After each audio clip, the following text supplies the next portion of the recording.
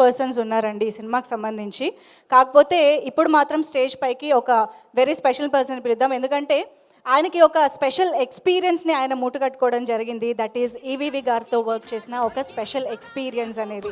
So అంత అద్భుతమైన valuable ఎక్స్పీరియన్స్తో ఆయన మనకి అంతే ఫన్నుని ఎట్ ద సేమ్ టైం బోల్డ్ అంత థ్రిల్ని అందించడానికి రైటర్ మోహన్ గారు డైరెక్టర్ మోహన్ గారుగా కూడా మారి ఈ సినిమా ద్వారా మన ముందుకు వస్తున్న సందర్భంగా ఆయనకి గట్టిగా చప్పట్లతో స్టేజ్ పైకి వెల్కమ్ చెప్పేద్దాము.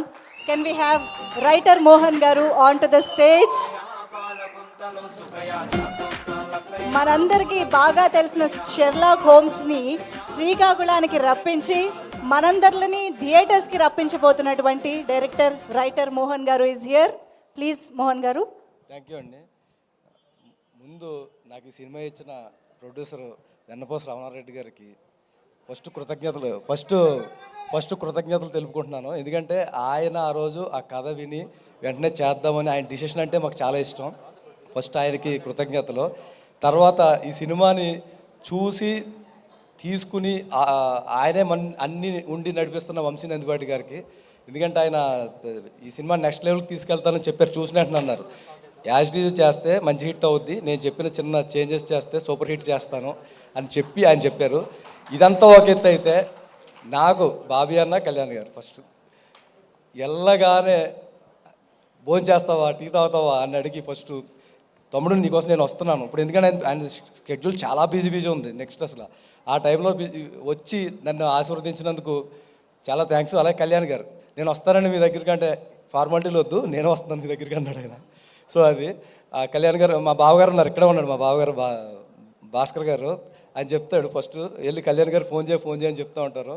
నేను ఎప్పుడు చాలాసార్లు చేయలేదు, ఎందుకంటే ఆయన సినిమాకి నేను వర్క్ చేశాను, బాబీ అంతా కలిసి వర్క్ చేశాను కాబట్టి వచ్చి నన్ను ఆశీర్వదించినందుకు చాలా థ్యాంక్స్. ఇంక మా సినిమా విషయానికి వస్తే ఈ సినిమాకి పనిచేసిన ప్రతి ఒక్కరికి చాలా కృతజ్ఞతలు. ముఖ్యంగా వెన్నెల కిషోర్ గారికి ఆయనకి ఇచ్చిన క్యారెక్టరు చాలా అద్భుతంగా చేశారు. ఎందుకంటే ఈ సినిమాకి కథే హీరో అని ప్రతి ఒక్కరు కూడా వెన్నెల కిషోర్ గారు, ముఖ్యంగా అనన్య నాగల్ గారు ఆ అమ్మాయిని ఈ సినిమాలో చూసిన తర్వాత ఇలా కూడా చెయ్యొచ్చా మన తెలుగు అమ్మాయిని ఎందుకు మిస్ అవుతున్నాము అనేది చాలామంది అనిపిస్తుంది.